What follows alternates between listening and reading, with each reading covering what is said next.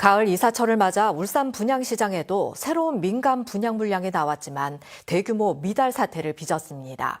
이번 달에도 2,000가구 이상의 신규 분양이 예정돼 있어 미분양이 급증할 것이라는 전망이 나오고 있습니다. 이상욱 기자입니다. 지난달 말 남구 무고동에서 분양에 들어간 한 아파트 견본주택입니다. 이 아파트는 지난 6월 한 차례 분양을 연기한 이후 재분양에 나섰는데 청약 결과는 또 좋지 않았습니다.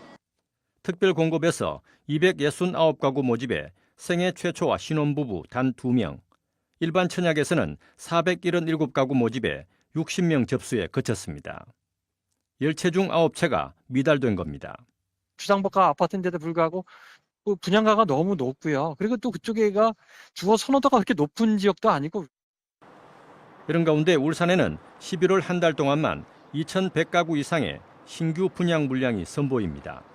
중구 학성동과 다운 2지구, 번영로 등 세 곳에서 그동안 밀린 물량이 분양시장에 나오는 건데 전망은 그리 밝지 않습니다. 입주 물량 부족으로 전셋값이 치솟아 새 아파트에 대한 수요는 있지만 기준금리 인하 이후에도 대출금리가 여전히 높기 때문입니다.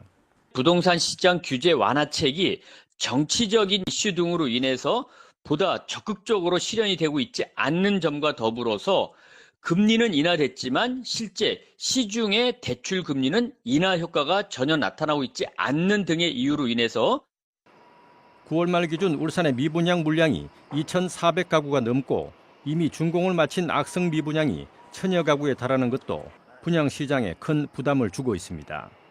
전문가들은 미국 트럼프 행정부의 금리 인하 정책과 한국은행의 추가 금리 인하 여부를 향후 분양 시장의 핵심 변수로 꼽고 있습니다. 미 연준이 올해 말까지 2차례 기준금리를 내린 뒤 속도 조절에 나설 거란 전망이 나오는 가운데 이달 말로 예정된 한국은행의 올해 마지막 금융통화위원회에서 어떤 결정이 나올지 부동산 업계의 시선이 쏠려 있습니다. MBC 뉴스 이상욱입니다.